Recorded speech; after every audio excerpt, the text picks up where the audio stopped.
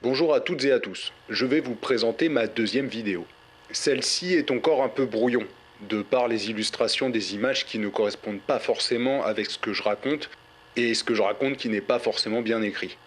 Malgré tout, j'espère pouvoir vous partager une question qui m'est personnelle, et vous emmener dans ma réflexion en passant par divers endroits jusqu'à un semblant de réponse et de conclusion. Bon, bref. J'espère vous faire passer un bon moment et que cela ne sera pas trop bordélique. Bonne vidéo à toutes et à tous.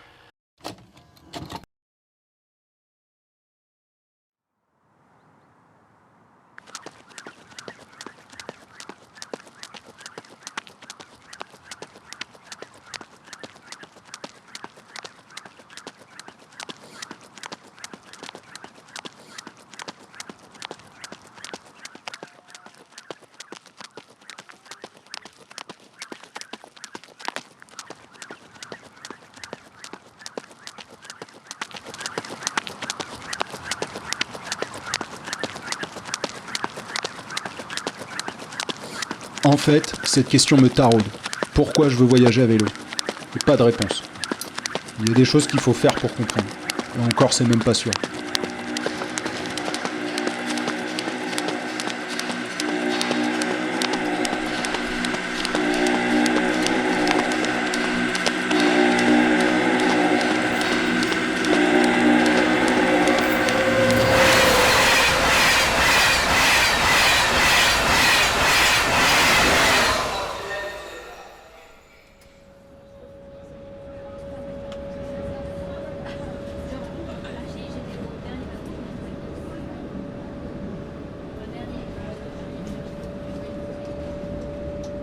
Retour en Seine-et-Marne pour les fêtes.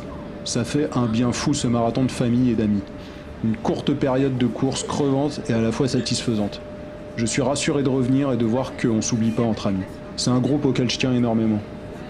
Pour la famille, les liens sont d'une importance capitale. Même à distance, même si on se parle pas trop, la quantité fait pas toujours la qualité. 1 an que je n'étais pas revenu dans le village, et en errant dans les rues, c'était comme si je l'avais jamais quitté. Il n'y avait pas trop de nostalgie. Les nouvelles générations de collégiens traînent dans le village à vélo.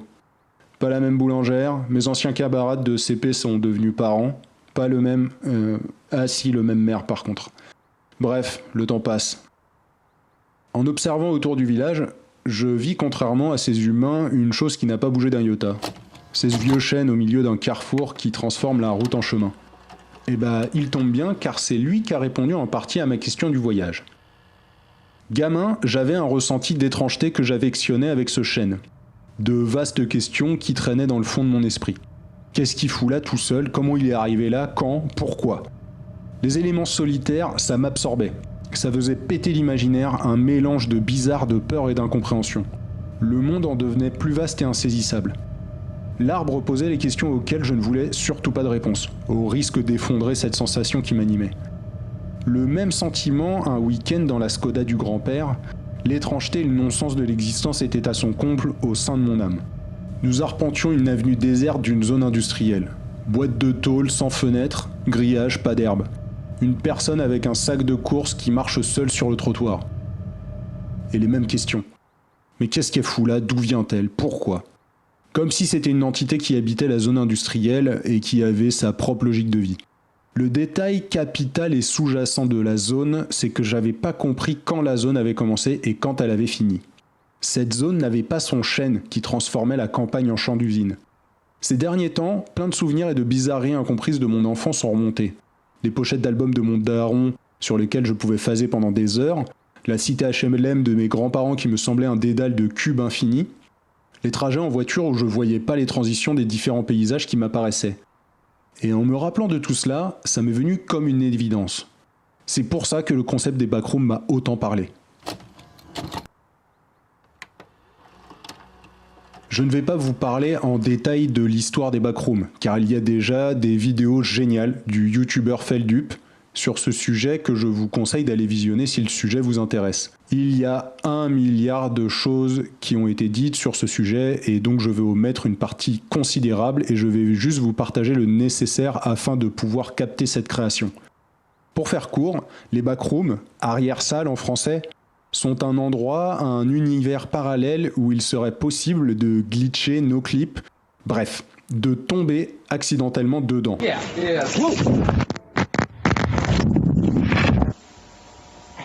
Les backrooms sont un dédale infini de ce qui pourrait ressembler à un open space sans fenêtre jaune à la moquette humide et au néon grésillant. Les communautés internet ont créé ou plutôt fait émerger deux courants photographiques qui témoignent de la nouvelle perception du monde de la génération YZ, le Cursed et le Liminal Space, qui a fait écho chez beaucoup de monde. Le Cursed est une esthétique qui mélange plein de choses. Il regroupe un peu toutes les étrangetés d'internet avec un look très amateur. Mais pour moi, il est beaucoup plus large que cela. Il est très difficile de dire quand une image est cursed, c'est-à-dire en français maudite. La photo n'est pas forcément maudite avec les codes de l'horreur classique. Par exemple, l'une des premières photos était d'une banalité sans nom. Et pourtant, un certain public ne restait pas neutre devant celle-ci. Un homme, des cagettes de tomates, Internet s'était mis d'accord. Cette image était cursed. Les mêmes questions du chêne venaient. Pourquoi ? Pourquoi ces tomates ? Pourquoi cette personne ? Pourquoi cette photo à ce moment ? Je pense que pour le ressentir, il a fallu grandir avec Internet et avoir été noyé d'images soi-disant parfaites. Mais peut-être que je me trompe. Je pense que le cursed et que Internet est peut-être le plus grand témoin des bizarreries de ce monde. À présent que vous connaissez le genre, je suis sûr que si vous refouillez bien dans vos caisses de photos dans la maison familiale, vous y trouverez peut-être un peu de cursed. Le tout est pas que ça soit trash, mais plutôt que ça dégage une sensation d'incompréhension. Une sensation d'incompréhension de la scène et de pourquoi et qui a pris la photo. Il se démarque aussi du style de la photo classique, où la photo en tant qu'objet physique tente de se faire oublier, pour laisser place à une image. Et par la même occasion aussi de faire disparaître l'existence potentielle d'un photographe. Ici, avec le cursed, c'est tout l'inverse. On se demande pourquoi cette photo, et la présence du photographe peut être trahie par des cadrages pas du tout maîtrisés ou le flash de l'appareil complètement cramé. Maintenant, le liminal space. Le liminal space, ou espace liminal, est venu après l'esthétique cursed, et en est plus ou moins le dérivé. Ces images mettent en scène des lieux avec une certaine nostalgie, avec une manière de photographier très homemade, très fait maison, et pas forcément cadré et avec un flash. Comme le cursed en soi. L'autre point clé est que ce sont des lieux désertés où devrait y avoir de la vie, mais en l'occurrence non. Ce qui laisse une sensation d'étrangeté. La légende urbaine qui rôde autour disent que ce sont des lieux de passage entre deux univers. Ils sont liminaux, ils flirtent avec la réalité. Les mots posés dessus sont une nostalgie ou une mélancolie. Ce qui caractérise encore plus le liminal space, c'est le vide que laisse l'image. Après beaucoup d'échanges de photos sur internet mélangeant cursed et liminal space, le concept des backrooms voit le jour, avec cette photo et ce texte, avec un compte anonyme du forum 4chan, ajoutant de l'aplomb au côté insaisissable du concept. Si tu ne fais pas attention et que tu no-clips hors de la réalité dans les mauvaises zones, tu finiras dans les backrooms, où il n'y a rien d'autre que l'odeur de vieilles moquettes humides, la folie du jaune monochrome, le bruit de fond incessant des lumières fluorescentes à leur bourdonnement maximal, et environ 600 millions de km² de pièces vides segmentées au hasard dans lesquelles rester piégé. Que Dieu te sauve si tu entends quelque chose errer à proximité, parce que c'est certain que ça t'a déjà entendu. Et bordel, ça déchire. Juste des gens qui ont partagé les histoires qu'ils aimaient se raconter dans leur tête au contact de toutes ces photos. Je suis fan du mouvement des esthétiques qui sont venus, encore une fois, casser les codes de l'art. Ces photos ne respectent rien, aucun code de règle de tiers, d'exposition photo ou quoi que ce soit, où ils ne se sont basés sur aucun travail de dénonciation ou de politique, ou quoi que ce soit d'autre. Juste un ressenti libre. Deux mots ont été posés pour décrire le sentiment qui se dégageait des backrooms. La kénopsie, qui désigne le sentiment que laisse un lieu vide qui habituellement est vivant, et l'anémoia, qui signifie une nostalgie d'une époque ou d'un lieu que l'on n'a pas connu. La vie d'adulte peut rimer avec désenchantement.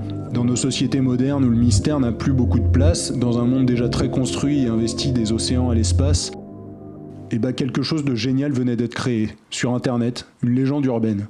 Pour ma part, pour que j'accroche à une œuvre, je trouve qu'il y a une importance à ne pas comprendre, que le vide vienne chercher mon imaginaire pour y avoir ma place. Et les backrooms ont tapé fort dans mon esprit. Le reste du concept des backrooms ne m'a pas trop attiré, malgré le talent monstrueux de Kane Pixel, qui a alimenté l'histoire avec des vidéos foutrement bien montées, que j'encourage à aller voir. Celles-ci sont faites entièrement en 3D, et le type n'avait seulement que 16 ans et maîtrise à la perfection les nouveaux codes esthétiques de l'horreur. Mais cela donne des explications à l'histoire, et ça casse les possibles de l'imaginaire. Les backrooms, dans leur mythe, existent sans raison apparente, n'héritent d'aucune naissance ou construction, ne sont ni paradis ni enfer, juste une limbe soumise à aucune morale. Elles ont une vision adolescente qui abandonne les attentes de la société, des parents et de la religion. Attends. Ah ok. Bon, en fait, je me suis totalement gouré. Le concept des backrooms peut totalement parler aux générations plus anciennes.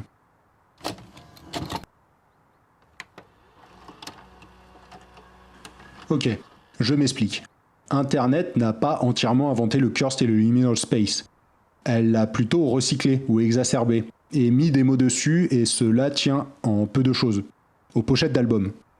Les deux esthétiques étaient déjà plus ou moins présentes sur les covers de vinyle de rock, punk, grunge ou new wave. Perso, c'est comme ça que j'ai découvert ce style de photo, en phasant sur les vinyles de mon père. Et tous ces styles de musique sont très liés au rejet des codes de la société, du moins à son rêve de ne montrer que du beau. L'esthétique cursed est une métaphore parfaite pour l'illustrer. Une définition que l'on pourrait donner au cursed serait quelque chose qui aurait dû être normal. La société devrait être normale, mais elle est bourrée d'anomalies, de bizarreries et d'incompréhensions, et tout cela vient casser la normalité. Et toute cette contre-culture de punk, grunge, skate or die le témoigne. Et quelque part, la réémergence de ces mouvements donne les backrooms. Un espèce de burn-out des attentes sociales, un refus d'espérance, du néo-no future, un condensé de contre-culture. L'idée qui en découle dans mon esprit est que, oui, l'art et la culture est d'une importance capitale dans une société. Elle vient remettre la normalité là où tout semble normal. Elle permet au système social d'être conscient de lui-même et de se questionner. Sans elle, le questionnement interne cesse et la menace devient extérieure. Ce sujet est passionnant et ça me pose 1 milliard de questions. De l'image en règle générale. Est-ce que les pochettes d'albums sont l'aspect liminal de portail qui nous prépare à écouter un album ? Et comment un film tente de se faire oublier que c'est un film ? Qu'est-ce qui fait passer la frontière à un spectateur d'une image pour rentrer dans le film ? Et est-ce que ça peut être mis en parallèle du cursed, qui montre indirectement la présence du photographe et qui désincarne le spectateur, pour ensuite passer au liminal, qui est une frontière et on commence à avoir un ressenti, une nostalgie, une anémoïa, une kénopsie, pour ensuite tomber totalement dans l'œuvre des backrooms. Bref, je ne connais pas l'âge des personnes qui ont créé cette forme d'art, car les comptes 4chan ou Reddit ne mentionnent pas forcément l'âge, mais quand je vois le boulot de Kane Pixel à seulement 16 ans, je suis pressé de voir ce que les nouveaux yeux des prochaines générations vont nous pondre. Vous aurez compris que c'est pour moi un sujet passionnant qui me font poser toutes sortes de questions sur moi-même et sur le monde. Tous ces souvenirs d'incompréhension du commencement et de la fin d'un lieu. C'est encore une résonance, un écho dans ce que je veux tirer du voyage. Un souvenir. Mon père, au volant de la voiture familiale, ma mère, ma sœur et moi peut-être 10 piges. Nous sommes sur la route des vacances et d'un coup, sans transition, des montagnes. Tout autour de nous. Et toujours ce sentiment. Ce ressenti de tomber dans un univers parallèle sans voir la porte, la frontière, la limite de celui-ci. Où a commencé le début de la zone de montagne ? Où se terminait-elle ? Pour moi, nous étions coincés dans un monde, dans un univers. Plus tard, les claques en avion exacerbaient mon incompréhension. Comme si l'entre-deux n'existait pas. Comme si j'avais glitché, no clip, passé au travers d'un portail qu'il m'était impossible de saisir. Le monde était devenu d'une insaisibilité dantesque. Le voyage à vélo est d'une importance capitale pour moi. Pour résoudre le mystère de l'entre-deux, rattraper tout ce que je n'ai pas vu. Rendre le monde saisissable à la vitesse et au rythme qui me plaira. C'est un appel à la lenteur. Dans un espace-temps qui n'était qu'une vaste succession de chutes dans les backrooms d'écoles, d'usines, de relations sans vie et sans saveur, sans frontières, sans savoir comment je passais de l'un à l'autre. Eh bien le voyage est peut-être le moyen de prendre la place que je veux dans ce monde. La limite entre l'adulte et l'adolescent est un flou total. Je crois même que tu t'imposes le voyage comme un rite de passage. Une frontière de l'adolescence vers le monde des adultes.